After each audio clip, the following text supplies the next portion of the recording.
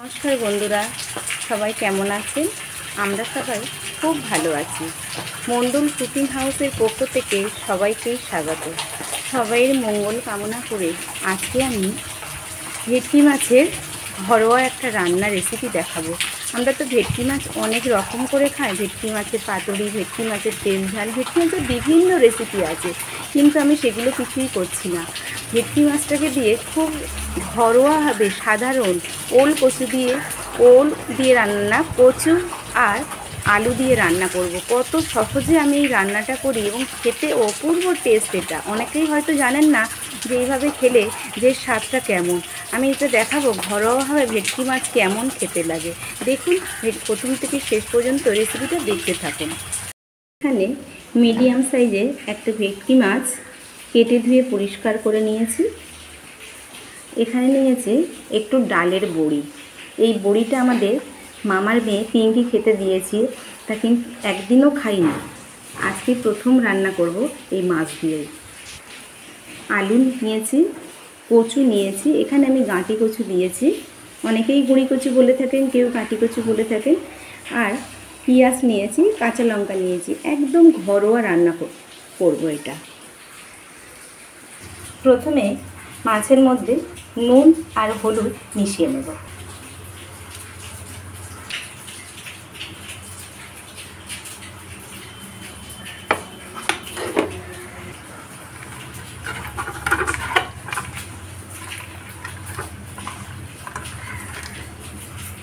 প্রথমে আমি কড়া বসিয়ে দিয়েছি। এই কড়াটা খুব ভালো করে গরম করে নিতে হবে। কড়াটা খুব ভালোভাবে গরম হয়ে গেছে। এবার কড়ার মধ্যে পরিমাণ মতন তেল দিয়ে দেব মাছগুলো ভাজার জন্য। তেল দিয়ে দিয়েছি, এবার তেলটা গরম হতে থাকবে। তেলটা গরম হলে, খুব ভালোভাবে গরম হয়ে গেলে তবেই কিন্তু মাছগুলো দেবো, না হলে মাছগুলো কিন্তু উল্টাতে পারবো না।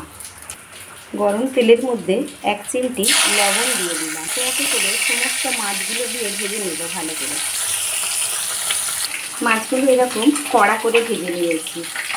এই মাছ কিন্তু ভাজাটাও কিন্তু গরম ভাতের সাথে খুব ভালো লাগে। মাছগুলো ভালোভাবে ভাজা হয়ে গেছে। এবার এই তেলের মধ্যেই বড়িগুলো, ডালের বড়িগুলো ভালো করে ভেজে নেব লাল লাল করে। বড়িগুলো লাল লাল করে ভাজা হয়ে গেছে, এবার উঠিয়ে নেব। এবার কড়ার মধ্যে আরেকটু তেল দিয়ে দেব।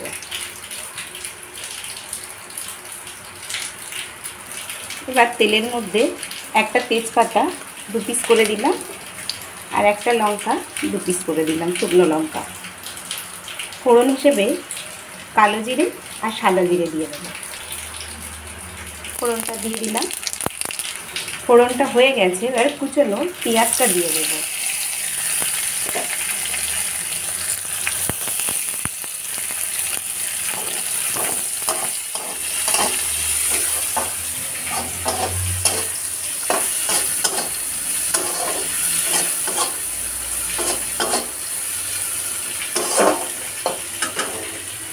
বলছি আধখানা টমেটো দাও না।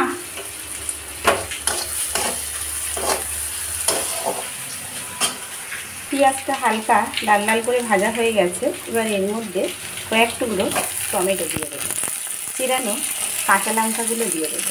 এবার একটু নাড়াচাড়া করে কেটে ধুয়ে রাখা আলু আর কচুগুলো দিয়ে দেবো। দিয়ে ভালো করে লবণ দিয়ে কষাবো। লবণটা দিয়ে খুব ভালোভাবে কষাবো। লবণ দিয়ে ভালো করে কষানোর পর এবার হলুদ গুঁড়োটা দিয়ে দিলাম। হলুদ দিয়েও ভালো করে কষিয়ে নিলাম। এবার এর মধ্যে জল দিয়ে দেব। ঝোলটা বেশি করব, তাই জলের পরিমাণ একটু বেশি দেব। ঝোলটা ফুটে গেছে, এবার ঝোলটা ঢাকা দিয়ে দেব আলু কচু সিদ্ধ হওয়ার জন্য। আলু কচু সিদ্ধ হয়ে গেছে।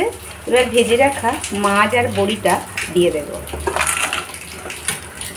দিয়ে আরও বেশ কিছুক্ষণ ঢাকা দিয়ে ফুটতে দেব, যাতে মাছের মধ্যে ঝোল ভালোভাবে ঢুকে যায়। তরকারিটা প্রায় হয়েই এসেছে। এবার নামানোর আগে ধনের গুঁড়ো, জিরের গুঁড়ো একসঙ্গে ভেজে গুঁড়ো করা, তাই কিছুটা দিয়ে আবার একটু 1 মিনিটের জন্য ঢাকা দেব, তারপরেই নামিয়ে নেব। 1 মিনিট হয়ে গেছে, এবার ঝোলটাকে নামিয়ে নেব। দেখলেন কত সহজে এবং কিভাবে ভেটকি মাছের ঘরোয়া আলু কচু দিয়ে ঝোল বানালাম। এটা গরম ভাতের সাথে খুব ভালো লাগবে। আমি যেভাবে বানালাম সেভাবেই বাড়িতে বানাবেন। কেমন হয়েছে অবশ্যই আমাকে জানাবেন।